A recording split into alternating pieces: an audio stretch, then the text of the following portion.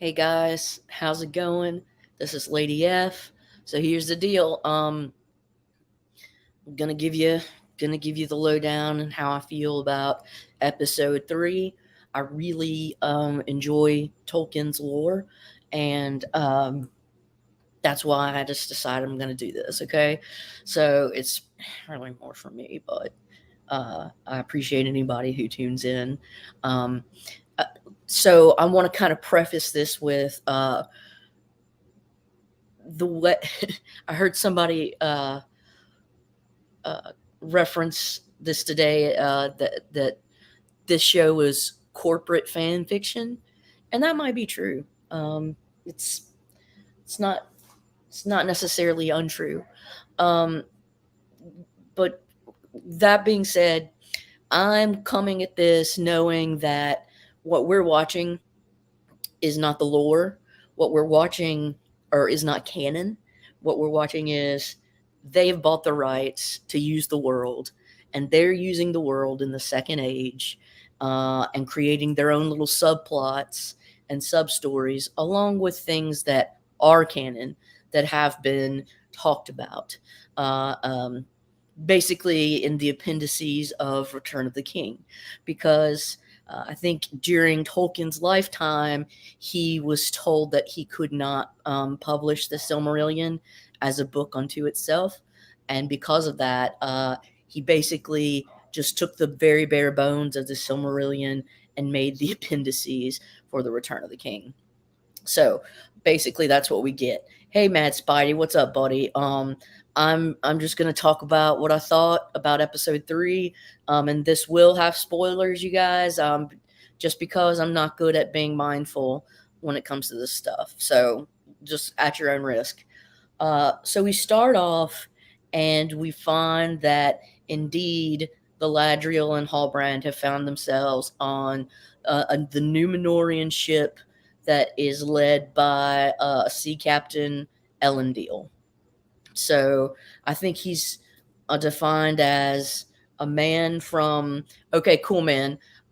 Check it out later, but definitely I'm just going to be talking about it. So, um, Elendil, as we know him from the actual lore, is you know he he is a man of the sea.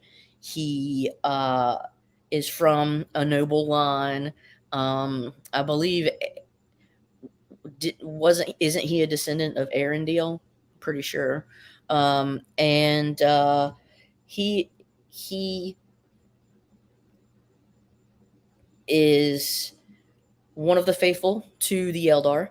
He is his son is Isildur, and in the books he had another brother too. But in here he's got a sister. Okay, but Elendil has taken the elf Galadriel and Halbrand onto his boat. He brings them into Numenor. They find themselves in Numenor, and then he dumps them in front of Tarmiriel and Chancellor Pharazôn. So that's interesting. In this case, the dad, I don't know if it's Tar Palantir or not. That was her father. Let me see. Tarmiriel. I could, father. Tar Palantir. Yeah, okay. So, Tar Palantir was Tarmiriel's father, but he's still alive in this. And what they've done is they've basically banished him and created a regency where Tarmiriel is ruling because he is unpopular, since he still supports like the Eldar and elves. Because the reason Numenor even exists is because elves, men helped fight with elves against Morgoth, and they were gifted that. Um, I really loved the graphics. I thought it was very beautiful. Um, I'm getting a feeling. So some people say Halbrand has to be Sauron. I'm not sure. I'm not sure. I get it because he has an affinity for the smith making, the sword making. since he was an apprentice or a Maya of Aule, who was a Valar or a Vala that basically was the equivalent of Greece's or the Greek mythology's Vulcan, or that maybe that's the Roman one. Whatever the Hephaestus. Let me see. Fuck. Hephaestus, bro. I don't know. It's blacksmith. So that's and maybe Vulcan. I don't know, but that dude. All right. He's kind of outlays the equivalent of that. Um, so we see that, but this is what I think. I think that Hallbrand is Theo's um, dad, and I think Hallbrand is the one that forged that broken sword that sucks up his one little droplet of blood and begins to grow. So I think that maybe Hallbrand's ancestors, because they allied with Morgoth, maybe learned some dark arts, and so he knows how to make some pretty nasty stuff. Um, if anything, we heard the elves talk about while they were in captivity about Adar. The So Adar was apparently the leader of these orcs that had captured them in Hordom. So Hordom was the little town that Arendir and Brownman found on fire, but completely empty, no bodies. And that's where Arendir gets taken captive. And we've come to see that these orcs have created a tunneling system throughout the lands where they kind of dig a divot and then thatch over so they can be hidden from the sun. Orcs don't like being in the sun because it burns their skin. And uh, it's not like it kills them or turns them to stone like the trolls, but it really saps them and drains them. And here it shows that actually when they hit the sunlight, it burns their skin. Um, what the elf guy says is that he thinks that Adar could. He said Sauron has many names. This could be just another name for him. And I really think that it might be simply because we see when he's the guy at the end, when he's bringing him to Adar, they're bringing Arendir to Adar. We see kind of like a sickly looking like Tom Hiddleston a la Loki, but like a zombie. But he just looks like kind of a jacked up elf gone bad, but he's kind of fair. And that's really what clicks to me when I think Anatar. Maybe they couldn't use the name Anatar, so they're using Adar, whatever, dude. But I think he's gonna be um he's gonna present himself in a fair form and try and convince and well not try and convince, but ally with Celebrimbor and teach him how to forge these rings of power. Some people think Hallbrand is Sauron. I just don't think so. I think he's just like I think he's a king of men that have a shameful past. However, they are keeping it ambiguous because it's showing he loves the smithing and he, makes some kind of, you know, um, esoteric remark about he's been searching for peace than longer than she would know or something like that. And so it's kind of like, all right, well, are you giving signals that maybe you are like uh, Sauron? Or is this Adar guy Sauron? And then I'm thinking now, I said that I thought the Meteor Man was going to be bad. It looks like what's going to be is he's going to be he seems kind of like a proto Astari. So he seems kind of like an what up. Not being able to say Anatar is an interesting thought. I don't think we've seen him. Well, so I think that that Adar guy, and so you totally could be right. This Adar guy could be like a disciple, like maybe an elf gone bad disciple, but he definitely looks like he's got a fair elf appearance, but he has gone dark. So he's pale and he's got dark hair. So he looks kind of like an evil elf. Um, but he's still kind of blurry in the background. I could be wrong, but if he's not Sauron, then he's definitely like a high up acolyte. And but anyways, yeah, we got to get the forge built in fucking Eregion with Durin and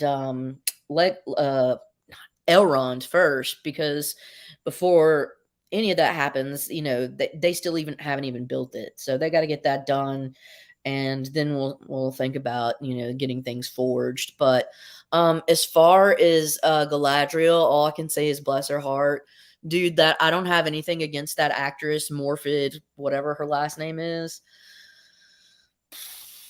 That script they've given her is rough. You can only do so much with it, because and just like right now, I just feel like that she's not been done a very great service with the script that she's working with, because it's kind of bad, dude. And like, I love Galadriel from Tolkien, and this is just not the same Galadriel. So yeah, that's kind of still rough, man. But the Harfoots are cool, and seeing that this Meteor Man is seeming like he's a proto Istari makes sense, because when the One Ring around in the mid oh my god, in the mid Second Age, that's around when the ring was forged. Of course, this would have been in anticipation, because in this timeline, the One Ring hasn't been forged yet. But maybe like the Valar foresee it happening, or they see like some bad stuff's brewing, and they send, like, it's just another like Maya they send to try to check it out. And so he's like I said, a proto Astari or something. Look, guys, it's fun. I like it. I'm gonna keep watching it. It definitely is getting hate. What I like doing is there are a lot of channels that are like European channels and like Dutch channels and stuff, and because there's so many, like, I think there's like an industry of outrage, and I think that this show is a perfect example of that, people feeding off of this and creating secondary content, which is outrage for outrage's sake. And that's fine, but I find it to be really toxic and off-putting, and I don't want to hear somebody like saying awful, terrible things about an actress when really it's an awful, terrible script, right? So I find that the criticisms are less emotional and just more within an actual paradigm of critiquing the literature or the script. But other than that, man, I highly recommend it. Keep watching. I'm gonna show a few books that I got at the LCS. Uh, I love these promos. So this one is an electronics one. I have a Radio Shack one too. That's in another electronics one like that. I picked up this. They happen to have it. So I grabbed it. It's the Hawkeye, where you've got Kate Bishop and Hawkeye appearing on a cover together. I think that's one of the first times that they do appear on a cover with one another. And then I got me I really liked my catch that wasn't hot around. Yeah. So that's either magic or like an ambiguity about an intention. So yeah, I'm not really sure. Hulk 217. I'm slowly and gradually filling in my Hulks. I love it, dig it. And I really liked what Poppy said. Something like, he's a brackish character who's not very kind and sometimes murders fireflies or something, or occasionally murders fireflies. So I found this Brendan Smalls Galactron, and it's signed both by Brendan Smalls and Eric Powell. So if you guys know, Eric Powell is the guy that does oh my gosh, I can't even, it's not even coming to me. The Goon, duh. So I thought that was cool. They just had it priced regular, like, like they don't know. I don't know, man. This I picked up. It's Clea and Strange. It's Doctor Strange 14. It really um reminded me kind of the ending of Multiverse of Madness when we had Charlize Theron and Benedict Cumberbatch tag teaming. So I was just like, that's fun. All right, dude. I found an absurd playing in the second age is so smart. Yes. So because you've got the most like empty time to do whatever the fuck you want. So it is very smart. There are a lot of stories in the second age, but they're separated by centuries. You know what I'm saying? So it is great. Look, y'all, this is absurd. Oh my God. You know how I had my Dolly Parton, my Oprah, and my Princess Di comics? J.K. Rowling, bitches. We got a fucking unicorn, mean mugging J.K. Rowling. Is that not the most absurd thing you've ever seen in your life? I fucking love it. Get out of the way, J.R.R. Tolkien. We got J.K. Rowling, female force, getting mean mugged by unicorn. All right. I just needed this Invincible Iron Man 4 to fill in the run that I'm working on. So Little Mary Jane. These were in the 50-cent bin, so I picked it up. Red She-Hulk, issue 60. Always gonna grab, the 49 center, 50 centers. Hell yeah, dude. Some She-Hulk 65. Red She-Hulk 65 for 49 cents. All day, baby. And this 310, issue 310 FF. I'm down, dude. I'm down to clown. And then finally, I have issue 1 and 3 of this New Mutants, and they had issue 4. So I still need to find issue 2 of this run, but I was like, all right, man, I'm down. That's cool. I'll do it. But yeah, I really appreciated the thought that went into this show because I won that Invincible MJ from Jig's Kingdom the other day. It's starting to go up a little bit, man. What was that?